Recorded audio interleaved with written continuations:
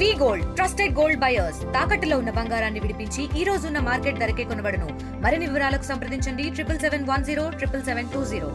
ఖమ్మం జిల్లా జర్నలిస్టు సాంబశివరావుపై పోలీసులు మోపిన అక్రమ కేసును తక్షణమే ఎత్తివేయాలని డిమాండ్ చేస్తూ తెలంగాణ జర్నలిస్టు సంఘాల నేతృత్వంలో పెద్ద ఎత్తున ఆందోళన చేపడుతున్నారు. ఇప్పటికే రాష్ట్ర వ్యాప్తంగా ఆందోళనలు పెళ్లిబెక్కుతున్నాయి. ఖమ్మం జిల్లా కేంద్రంగా కూడా తెలంగాణ జర్నలిస్ట్ ఫోరంతో పాటు ఇండియన్ జర్నలిస్ట్ యూనియన్ కూడా సమైక్యంగా ఐక్యతగా ప్రస్తుతం ఈ కేసును ఎత్తివేయాలని చెప్పి డిమాండ్ చేసింది, నిరసన కూడా వ్యక్తం చేసింది. ప్రస్తుతం మనకు అందుబాటులో టీజేఎఫ్ నేత ఆదినారాయణ ఉన్నారు. ఆయనతో మాట్లాడి పూర్తి విషయాలు తెలుసుకునే ప్రయత్నం చేద్దాం. ప్రభుత్వాలు మారినా, పాలకులు మారినా, జర్నలిస్టుల తలరాతలు మాత్రం మారడం లేదు. ఇంకా పైగా అక్రమ కేసులు కూడా మోపుతున్నటువంటి పరిస్థితి కనిపిస్తుంది. ఏ విధంగా చూడాలంటారు? జర్నలిస్టులపై మోపినటువంటి అక్రమ కేసులను తక్షణమే రాష్ట్ర ప్రభుత్వం రద్దు చేయాలి, ఎత్తివేయాలి. ఈ జిల్లాలో, ఈ రాష్ట్రంలో భారతదేశంలోనే యూరియా కొరతుందని నరేంద్ర మోడీ పీఎం కాడ నుంచి రాష్ట్ర ముఖ్యమంత్రి వరకు చెబుతున్నారు.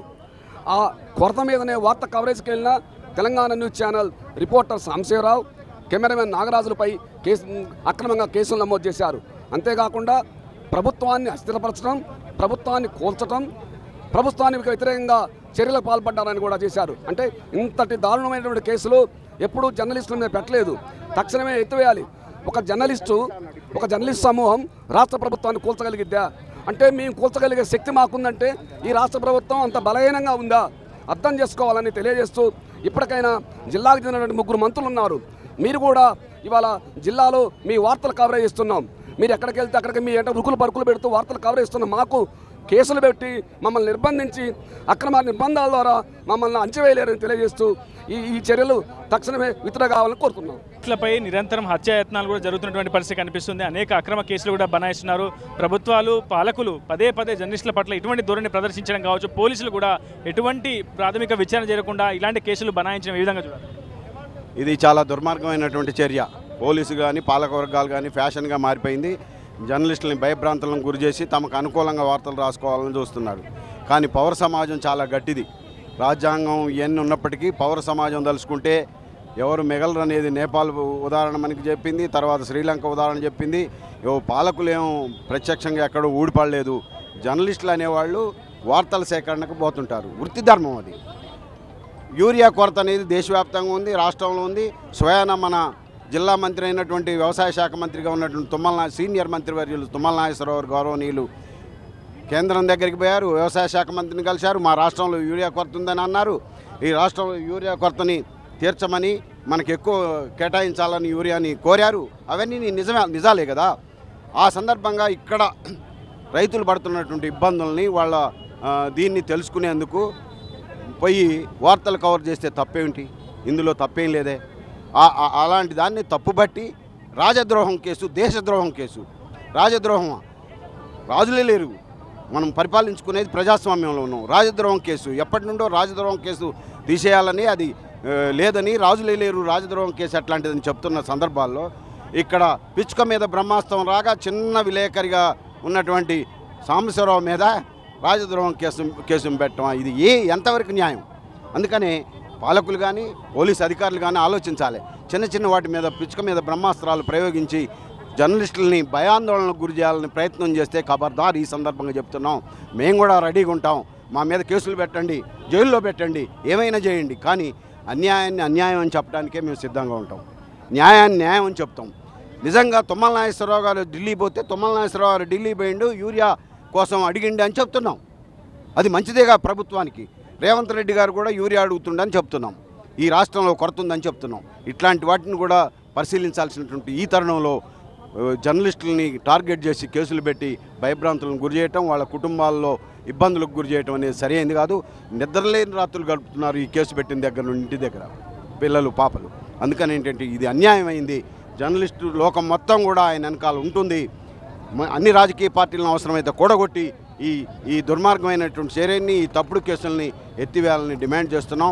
ఇంకా సమీకరిస్తాం. ముందు మరిన్ని ఉద్యమాలకు కూడా సిద్ధపడతామని, ఇలాంటి చిన్న కేసులను పెట్టి ఇబ్బందులు పెట్టొద్దని ఈ సందర్భంగా జిల్లా ప్రభుత్వ యంత్రాంగాన్ని, ప్రత్యేకంగా సిపి గారిని కోరుతున్నాం. మొత్తంగా గతంలో కూడా ఇటువంటి అనేక కేసులు కూడా మోపారు. జర్నలిస్ట్ ప్రొటెక్షన్ యాక్ట్ని కూడా తీసుకురావాలని చెప్పి అనేక ఉద్యమాలు చేశారు. కానీ ప్రభుత్వాల్లో కానీ, అటు పోలీసులో కానీ ఎటువంటి మార్పు రావట్లేదు. భవిష్యత్తు కార్యాచరణ ఏ విధంగా, ఇలాంటి అంశాలపై ఏ విధంగా ఉంది? ఖమ్మం టీ న్యూస్ సాంబశివరావుపై కేసు విషయంలో మాత్రమే ఖమ్మంలో ఉన్న సిపి గారిని కలిసాం. మళ్ళీ సిపి గారిని మరోసారి కలవాలని చెప్పేసి అనుకున్నాం. తక్షణమే ఉపసంహరించుకోవాలి జర్నలిస్టులపై పెట్టిన కేసులని చెప్పేసి డిమాండ్ చేస్తూ ఉన్నాం. ఇప్పటికే ఖమ్మంలో ఉన్నటువంటి అన్ని రకాల రాజకీయ పార్టీలందరినీ కూడా ఏకం చేయబోతా ఉన్నాం. ఖమ్మంలో గతంలో ఉన్నటువంటి ప్రస్తుతం మంత్రులు కొనసాగుతున్న వాళ్ళు, ఎమ్మెల్యే కొనసాగుతున్న వాళ్ళు, గతంలో పాలక వర్గంలో ప్రతిపక్ష పార్టీకి అపోజిషన్లో ఉన్నటువంటి, అధికార పార్టీకి అపోజిషన్లో ఉన్నటువంటి వాళ్ళు ప్రస్తుతం అధికారంలోకి వచ్చిన తర్వాత జర్నలిస్టులపై ఎందుకు నిర్బంధాలు కొనసాగిస్తారో మేము ప్రధానంగా ప్రశ్నిస్తూ ఉన్నాం. దీంతో పాటుగా ఉన్నటువంటి ప్రధానమైనటువంటిది రాజకీయ పార్టీలు అన్నిటి కూడా, అంటే లెఫ్ట్ పార్టీలు సిపిఎం, సిపిఐ, ఎంఎల్ఏ డెమోక్రసీ, ప్రజాపంత, అట్లాగే బీఆర్ఎస్, మరో పక్కన కాంగ్రెస్ కూడా, బీజేపీని కూడా అందరినీ కలుపుకొని పోతాం. రానున్న రోజుల్లో జర్నలిస్టులపై ఎటువంటి దాడులు జరిగినా, ఎటువంటి కేసులు పెట్టినా సరే పాలకులకు వ్యతిరేకంగా పెద్ద ఎత్తున జన సమీకరణ కూడా చేసి ప్రభుత్వానికి వ్యతిరేకంగా ఉద్యమాలు చేపడతామని చెప్పి తెలియజేస్తా ఉన్నాం. ఎట్టి పరిస్థితుల్లో అయినా సరే సాంబశివరావుపై పెట్టిన కేసుని ప్రభుత్వం ఇకనైనా ఉపసంహరించుకొని తన తప్పుని సరిచేసుకోవాలని చెప్పేసి కూడా మేము సూచించదలుచుకున్నాం. జర్నలిస్టులపై ఇటువంటి కేసులు మోపడం కొత్త కాదు, కానీ ఇప్పటికైనా ప్రభుత్వాలు కొంత మారుతాయని మొదటి నుంచి కూడా ఆశించాం. అనేక వినతి పత్రాలు కూడా ప్రభుత్వాలకు అందించాం, కానీ ఎటువంటి మార్పు లేదు. ఇంకా జర్నలిస్టులపై దాడులు నిత్యకృత్యమవుతున్నటువంటి పరిస్థితి కనిపిస్తుంది. ఈరోజు జర్నలిస్ట్ సాంబశివరావు, రేపు మరొకరు, ఇలా కొనసాగుతూనే ఉంటాయి. ఇంకెంతకాలం ఇటువంటి ధోరణికి, వింత పోకడికి ప్రభుత్వాలు పాల్పడతాయి? ఇది ఖమ్మం జిల్లా అండి. ఖమ్మం జిల్లా అంటే ఉద్యమాలకి కిల్లా. ఇది ఇక్కడ చైతన్యం ఎక్కువ. ఇక్కడ ప్రతి వ్యక్తిలోనూ ఒక అణగారిన శక్తి ఉంటుంది. ఇక్కడ సమస్య ఉంటే ప్రశ్నిస్తారు. దాన్ని తప్పుగా భావించి దాని మీద కేసులు పెడతామంటే ఎట్లా సాధ్యమండి? తెలంగాణ సాధించుకున్న రాష్ట్రంలో ప్రత్యేకమైన వ్యవస్థ. ఇక్కడ తొలి దశ కానీ మలి దశ కానీ ఉద్యమం జరిగిన ప్రథమ ప్రాంతం ఖమ్మం జిల్లా. ఇటువంటి ఖమ్మం జిల్లాలో అనువనువున చైతన్యం పొంచి ఉంటుంది.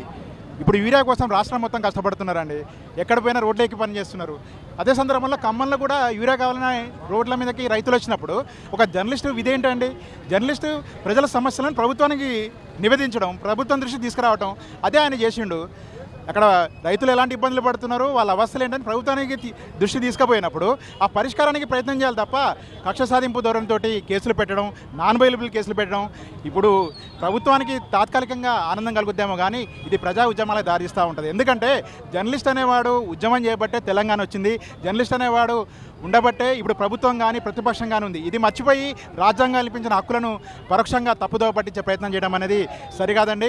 వాస్తవాలని అంగీకరించండి, ప్రజలు కలుగుతున్న ఇబ్బందులను గ్రహించండి, సమస్య పరిష్కారానికి కృషి చేయండి. అంతే తప్ప జర్నలిస్టులని, వారి కుటుంబాలను చిన్నవిన్నంగా చేసే ప్రయత్నాలు మాత్రం మానుకోవాలని డిమాండ్ చేస్తాం. ఈ అంశంపై భవిష్యత్ కార్యాచరణ ఏ విధంగా ఉండబోతుంది? కేవలం నిరసనకే పరిమితం అవుతారా, లేదంటే దీన్ని రాష్ట్ర వ్యాప్త ఉద్యమంగా మలిచే అవకాశం ఉంది?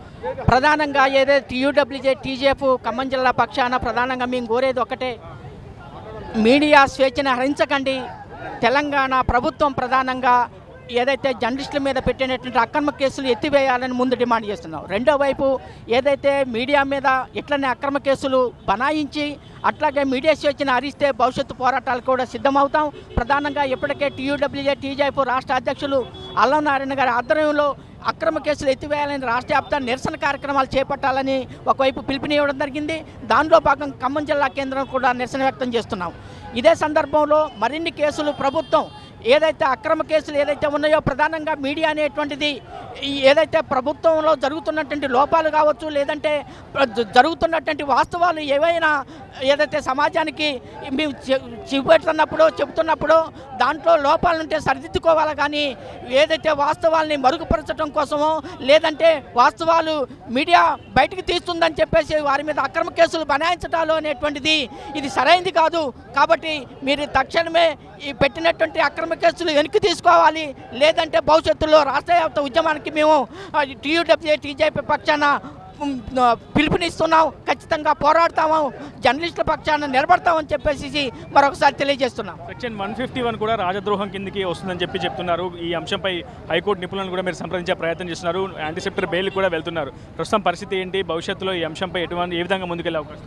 సార్ మిత్రులారు, మీరు చెప్పినట్టు 151 సెక్షన్ రాజద్రోహం కేసు ఒకప్పుడు ఈ దేశంలో నిర్బంధం ఎదుర్కొన్న మావోయిస్టులు కావచ్చు, నక్సలైట్లు కావచ్చు, మరోపక్క దేశానికి సంబంధించిన నిర్బంధం ప్రకటించే విషయంలో మాత్రం 151 కేసు పెడతారు. ఈ కేసును కూడా రాజద్రోహం కేసు కింద పెట్టారు.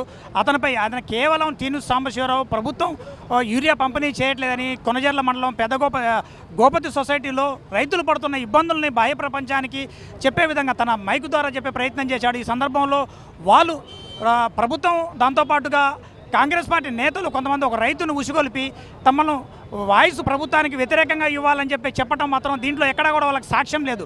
అయినప్పటికీ మాత్రం ఒక 8 సెక్షన్లతో సాంబశివరావుతో పాటుగా ఆ వీడియో జర్నలిస్ట్ నాగరాజు మరో 4G టెక్నీషియన్పై కూడా 3పై కూడా 8 సెక్షన్లు పెట్టారు. దాంట్లో రాజద్రోహం కేసు. ప్రధానంగా దీనిని పూర్తి స్థాయిలో ఖండించాల్సిన అంశం. ఇప్పటికే TUWJ TJF వ్యాప్తంగా ఖమ్మం జిల్లా వ్యాప్తంగా ధర్నాలు రాస్తారోకోలు కూడా చేస్తారు. మాకు కూడా ఈరోజు IJU సంఘం వాళ్ళు కూడా సంఘీభావం తెలియజేశారు. ఈరోజు జడ్పీ సెంటర్లో అంబేద్కర్ విగ్రహం సాక్షిగా మేమంతా ధర్నా కూడా చేసాం.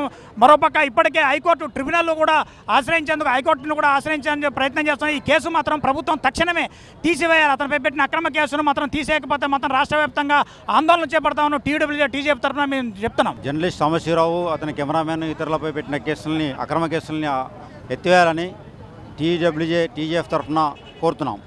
మొత్తంగా జర్నలిస్ట్ సంఘాలు మాత్రం పెద్ద ఎత్తున ఆగ్రహం వ్యక్తం చేస్తున్నాయి. టీ న్యూస్ ప్రతినిధి సాంబశివరావుపై పెట్టిన అక్రమ కేసులను వెంటనే ఎత్తివేయాలని చెప్పి పెద్ద ఎత్తున నిరసన కూడా దిగాయి.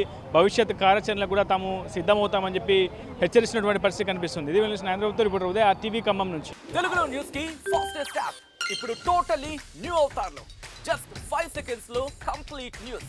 సోషల్ మీడియాలో ట్రెండ్స్ కి one stop solution. Live TV app voice search option తో ఇప్పుడే డౌన్లోడ్ చేయండి లేదా అప్డేట్ అయిపోండి. యాప్ లింక్ డిస్క్రిప్షన్ లో ఉంది.